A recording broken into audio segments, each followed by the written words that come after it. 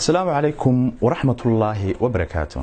وعن ونكسن داوديال كنا soo dhawaada mar kale ee barnaamijka tiknoolajiyada oo idinka soo tabinayna telefishinka qaranka Jamhuuriyadda Somaliland ee Somaliland National TV. barnaamijkan oo ah mid taxana kii kan ka horeeyay waxa aan kaga hadalnay kuna qaada dhignay bilowgii asaaskii iyo waliba sidoo u shaqeeyo search engine-ka Google oo ah midka ugu weyn adduunweynaha ama ugu warbixinta badan ee laga heli karo wax kasta oo raadiso. iyadoo macluumaadka aad ka baadhayso aad si fudud uga heli karto meel kasta oo internetka kaga jiro. shirkadda Google oo leh barnaamijyo badan kuna soo koobi kari weynay hal barnaamij oo kaliya waxaan barnaamijkeena maanta kaga hadli doonaa kuna qaada dhigi doonaa nidaamyo kale iyo barnaamijyada kale ee ay leedahay shirkadda Google. barnaamijyadaas ay kamid yihiin barnaamijka ama nidaamka telefoonada gacanta ee Android ee leedahay shirkadda Google. qodobka labaad ee barnaamijkeena toddobaadkan iyo maantana waxaan kaga hadli doonaa kuna qaada dhigi doonaa nidaamka ama habka fiidiyoyada lagu daawado laguna share gareeyo ka ugu weyn adduunka ee YouTube oo ay leedahay shirkadda Google. qodobka ugu dambeeya barnaamijkeena tiknoolajiyada toddobaadkan waxaan idinku haynaa habka looga baadho sawir kombiyuutarkaaga ku jira ama sawir aad hayso oo u baahan tahay sawir la mid ah ama meelaha uu kaga jira internetka inaad hesho. sida caadiga badanaa waxa aan ahayd oo taqaanay ama dadka intiisa badan yaqaaneen habka looga baadho qoraal, laakiin habkani waa habka sawir ahaan loogu baadho adigoo ku upload gareynaya gelinayna shabakadda internetka ee Google ka bacdina ka baadhaya kuna soo helayo website-ku dhammaan meelaha uu sawirkaasi ku jiro oo dhan.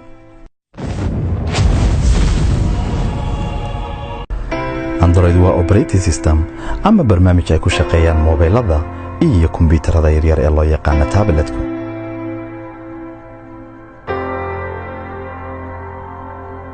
kaasoo wax weyn ka bedelay nolosha dadweynaha caalamka gebi ahaantiiba. dhamaadka sagaashamaadkii iyo horaanta sanadihii 2000 ka hor ikhtiraacii iyo farsamayntii barnaamijka Android, mobilada jiray waxa kaliya oo loo adeegsan jiray waxay ahayd in laga dirto message ama aad ka wacan karto qof kale ama number kale oo kaliya.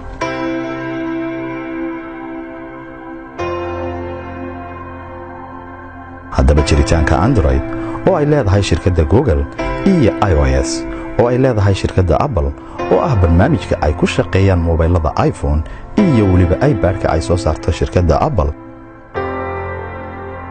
waxay wax ka bedeleen hab nololeedka bini'aadanka sida warisgaarsiinta iyo isweydaarsiga macluumaadka iyo warbiximaha. maanta telefoonada caaqilka ama waxa loo yaqaan smartphone waxa loo adeegsan karaa hawlo badan oo kala duwan, sida inaad ka wacan karto telefoon, ka dirsan karto message, ka daawan karto ama ku duubi karto video, ku qaadi karto kuna kaydin karto sawirro, ku duubi karto codad, ku samayn karto video conference. waxa kale oo taageerab socota inaad ku ciyaari karto game kala duwan. waxa iyadana marna aan la hilmaami karin inaad ku isticmaali karto dhammaan noocyada warisgaarsiinta ee marta internetka iyo waxyaabo kale oo badan oo aynaan halkan marnaba ku soo koobi karin.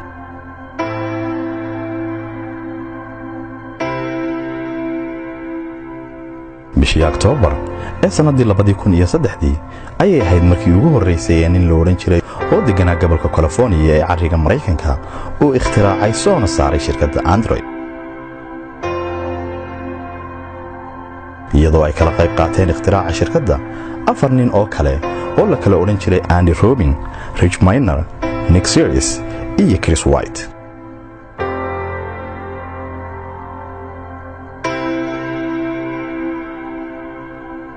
iyadoo ugu horeyntii iyo bilowgii shirkadda Android ujeedadoodu ay ahayd inay sameeyaan barnaamij casri ah oo si heer sare ahna loo farsameeyay oo ay ku shaqeeyaan noocyada kamaradaha digitalka. laakiin nasiib xumo waxay ogaadeen in suuqa ay u socdaan xoogana saarayaan inaanu ahayn mid aad u ballaaran, waxayna taasi keentay inay u leexdaan dhinaca samaynta barnaamij ay ku shaqeeyaan telefoonada caaqilka ama smartphone-ku. xilligaasi suuqa barnaamijyada telefoonada gacanta waxa haystay hogaankana uu hayay barnaamij la oran jiray Symbian oo ahaa barnaamijka ay ku shaqayn jireen telefoonadii ay soo saari jirtay shirkadda Nokia iyo kuwa ku shaqeeya nidaamka Windows ee ay leedahay shirkadda Microsoft. in muddo waxa shirkaddani ay hawsheeda u waday si qarsoodiya, dadkana waxa kaliya ee ay u sheegi jireen waxay ahayd inay farsamaynayaan operating system ama barnaamij ay ku shaqeeyaan telefoonada gacanta ama mobiladu. haddaba waxay ahayd bishii Juulaay ee sanadii 2005 markii uu horeysay ee shirkadda Google ay iibsatay Android iyadoo siisatay lacag dhan 50 milyan oo dollarka Mareykanka.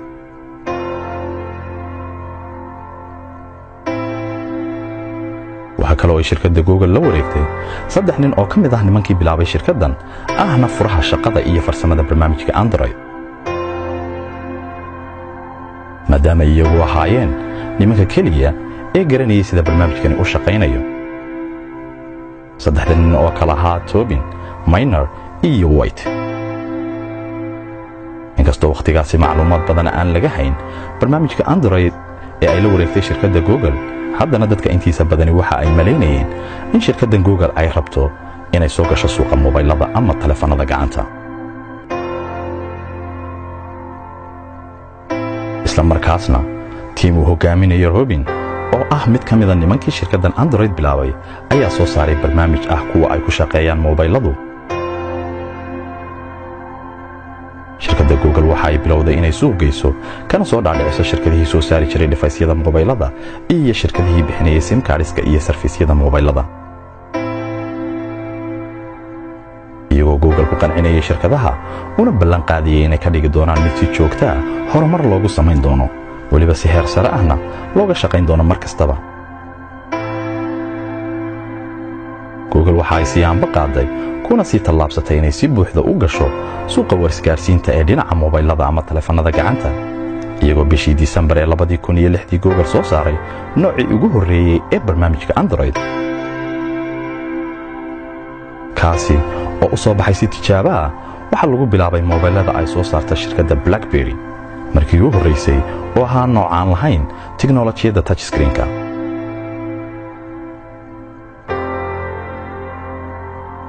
shantii bishii November ee sanadii 2007 ayaa shirkado badan oo isugu jira kuwa sameeya mobilada, kuwa bixiya service-yada mobilada sida SIM cardada iyo nambarada taleefanada gacanta, iyo kuwa sameeya jibabka mobiladu ay ku heshiiyeen shir ay isugu yimaadeen in la soo saaro barnaamij u furan dhammaan mobilada, kaasoo u noqon kara hab standard ah dhammaan taleefanada gacanta.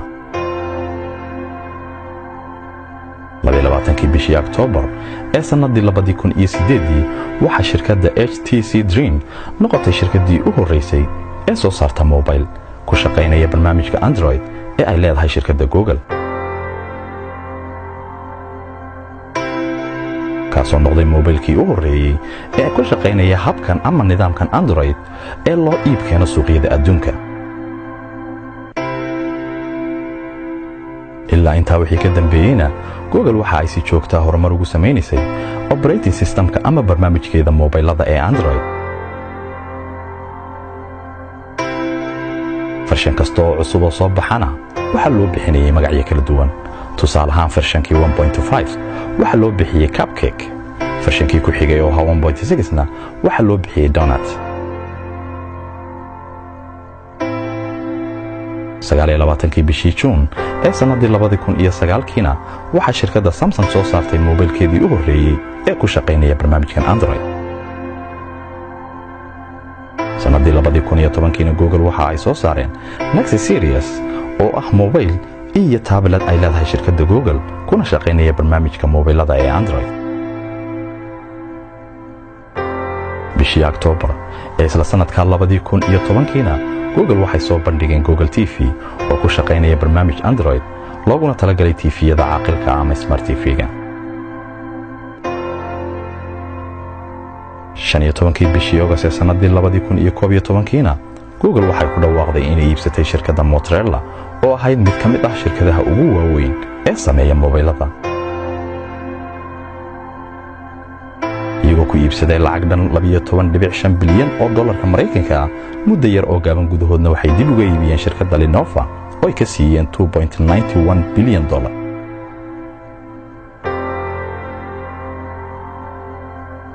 tirada device-yada lagu isticmaalo barnaamijka Android sanadii 2011 waxa ay gaadhay in ka badan 100 milyan oo device.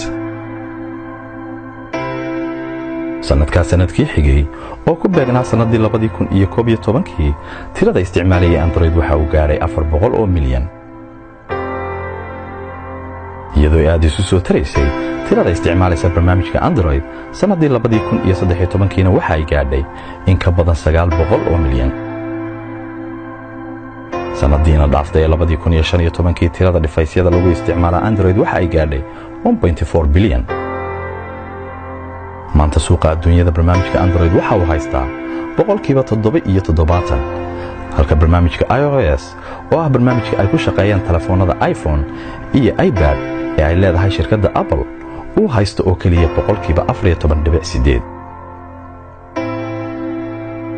inta soo hadhay oo ah 8.2% waxa haysta dhowr shirkadood oo ay ka mid yihiin shirkadda Microsoft nidaamkeeda Windows ee ku shaqeeyaan telefoonada gacanta, BlackBerry iyo kuwa kale oo badan. 18 bishii Maarch ee 2014 waxa ay Google la shirtimid saacadii ugu horeysay ee ku shaqeynaysa barnaamijka Android system. iyadoo haddaba isu soo taraysay ikhtiraacka iyo horumarinta barnaamijka Android. bishii January ee sanadii 2015 shirkado badan oo ah kuwa soo saara baabuurta ayaa bilaabay inay sameeyaan baabuur ku shaqeynaysa barnaamijka ama nidaamka Android. barnaamijka Android oo ku dhisan amaba lagu qaabeeyay programming language-ka Java oo ay leedahay shirkadda Oracle Corporation ayaa muddooyinkan u dambeeyay maxkamad kula jiray shirkadda Google oo ah shirkadda leh Android. iyadoo looyarada ka socda shirkadda Oracle ay ku dacwoonayeen in shirkadda Google ay ka heshay sanadiina soo dhaafay 30 bilyan oo dollar nidaamkan ama barnaamijkan Android isla markaana aanay haba yaraatee waxba ka siin shirkadda Oracle ee leh Java technology oo ah mid lagu farsameeyay barnaamijkan Android. loolan muddo badan ay ku hirdamayeen shirkadda Apple ee soo saarta telefoonka iPhone iyo barnaamijka Android ee ay soo saarto shirkadda Google waxa bilowgii isla sanadkan aynu ku jirno ee 2016 si weyn dhulka u galay saamiga suuqyada telefoonada iPhone. taasi oo wado weyn u furtay in telefoonada ku shaqeeya barnaamijka Android ay saami intii hore aad uga weyn ka helaan suuqyada adduunka, khaasatan wadamada Mareykanka, China iyo kuwa kale ku yaala qaaradda Yurub sida Ingiriiska, Faransiiska, Jarmalka, Talyaaniga iyo Spain. waxaana suuqa hoggaanka u qabtay telefoonada ku shaqeeya barnaamijka ama nidaamka Android ee ay leedahay shirkadda Google. shirkadda Samsung ayaa ah shirkadda ugu suuqa iyo magaca weyn dhammaan shirkadaha adeegsada nidaamka Android.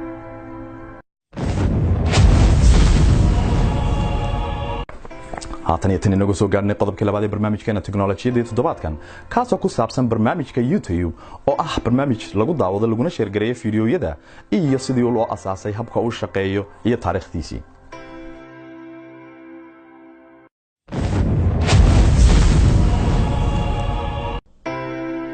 wixii ka horeeyay sanadii 2005 muu jirin nidaam amaba hab lagu wadaagi karayay amaba sheergareyn karayay fiidiyo.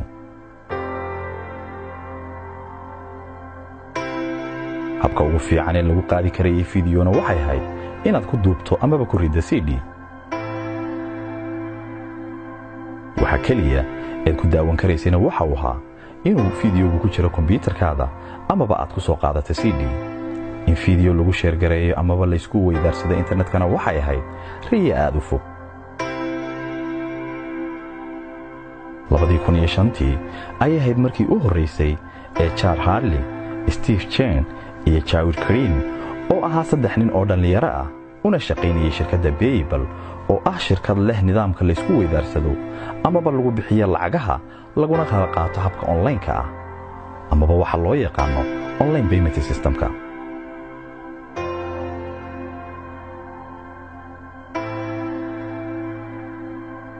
Hurley waxa uu ka bartay design-ka amaba naqshadaynta programmada kombiyuutarada jaamacadda Indiana, halka Chen iyo Karimna ay barteen computer science. headquarter-kii ugu horeeyay ee ay yeelato shirkadda YouTube waxa uu ku yaalay guri ku yaalay meel ay ku taala maqaaxi samayn jirtay cuntada Jabaaniiska oo ku yaala gobolka California ee cariga Mareykanka. waxa ahayd bishii February ee sanadii 2005 markii uu horeysay ee si buuxda loo register gareeyay magaca youtube.com. bilihii ku xigana waxaa la bilaabay naqshadaynta iyo dhisidda website-ka YouTube. waxaana markii ugu horeysay lagu upload gareeyay fiidiyowgii ugu horeeyay 23 bishii Abriil ee isla sanadka 2005 fiidiyowgaas oo ahaa 19 second oo kaliya ciwaankiisuna uu ahaa Me at the Zoo oo ah kan hadda aad u jeedaan waa fiidiyowgii ugu horeeyay ee abid lagu upload gareeyay YouTube-ka.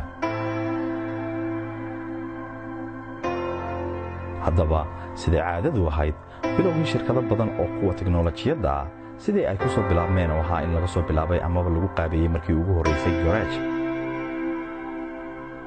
waxa shirkadda YouTube-na markeedii ugu horeysay lagu bilaabay dhismaheega Garage oo lahaa guri ku yaalay gobolka California. dhammaadkii bishii November ee isla sanadka 2005 markii ugu horeysay shirkadda YouTube waxay heshay maalgashigii ugu horeeyay oo dhammaa 3.5 milyan oo dollar. bishii Abriil ee sanadkii ku xigay oo ahaa 2006 ay shirkadda YouTube heshay maalgashigii labaad oo isna dhammaa 8 milyan oo dollar. shirkaddan YouTube kumay qaadan waqti badan inay noqoto mid caan ah iyadoo sababtu ahayd iyagoo dhallinyaradani la shir yimid fikrad cusub ahaydna mid aad loogu baahnaa una noqotay hanaqaad cusub tiknoolajiyadda filimada iyo fiidiyowyada. sanadii 2006 website-kan YouTube waxa uu noqday kii ugu koritaanka iyo kobaca badan adduunka oo dhan iyadoo celcelis ahaan lagu upload gareyn jiray maalin kasta 65,000 oo fiidiyo isla markaana laga daawan jiray 100 milyan oo fiidiyo maalin kasta.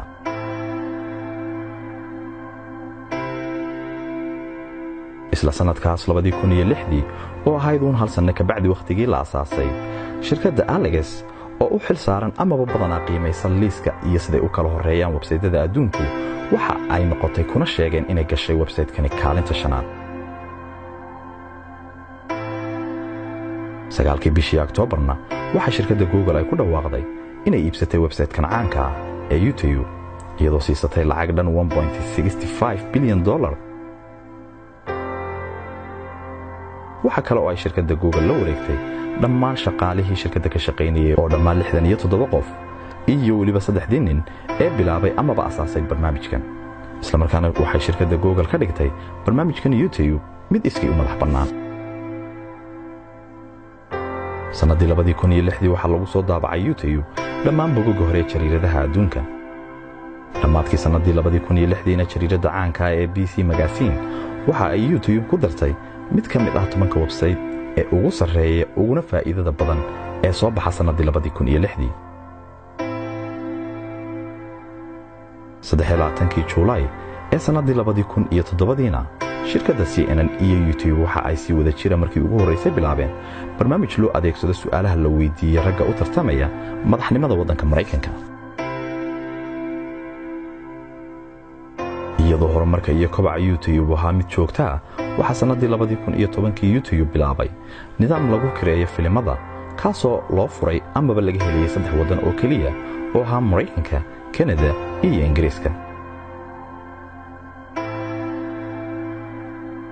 bishii shanaad ee 2010 waxa ay tirada maalin kasta fiidiyoyada laga daawado YouTube gaadheen in ka badan 2 bilyan oo fiidiyo maalin kasta kaas oo 3 meelood ka badnaa isu geynta 3 telefishan ee ugu waaweyn uguna horeeya waddanka Mareykanka. sanadii 2012 waxa la xaqiijiyay in minad kasta lagu upload gareeyo YouTube fiidiyoyo celcelis ahaan gaaraya 60 saacadood.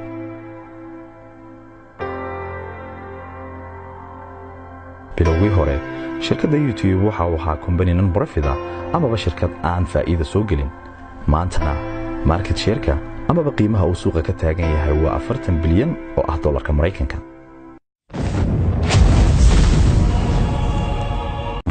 haatan iyo tan inagoo soo gaarnay qodobkii ugu dambeeyay barnaamijkeena tiknoolajiyadda iyo toddobaadkan kaasoo ku saabsan habka looga baadho amaba looga raadiyo sawir search engine-ka Google.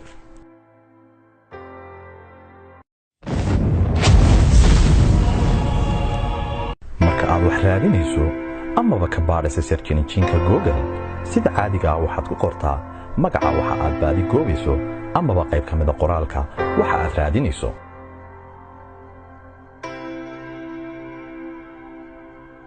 sidaasi si ka duwan waxa search engine-ka Google aad wax kaga baadhi kartaa adigoo adeegsanaya amaba isticmaalaya sawir.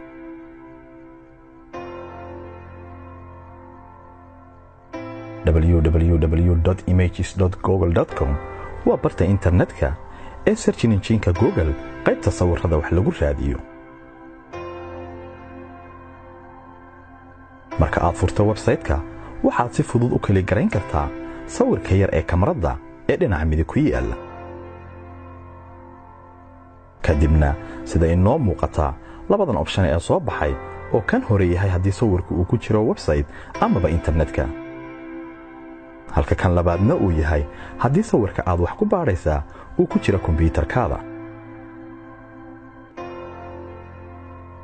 kadibna waxa uu ku tusayaa meel kasta oo sawirkaasi ku jiro marka laga reebo baraha bulshada sida Facebook oo kale, iyadoo sababta looga joojiyay ay tahay ilaalinta iyo xaqdhawrka xogta gaarka ah ee bulshooyinka ku kulanta amaba isticmaasha baraha bulshada.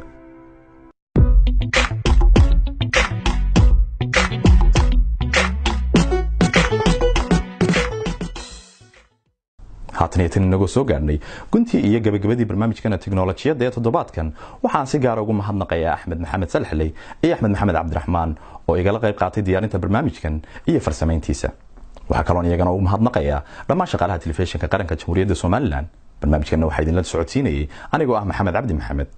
tan iyo kulantideena dambena waxaan idinkaga tegayaa assalaamu calaykum wa rahmatullaahi wa barakaatuh.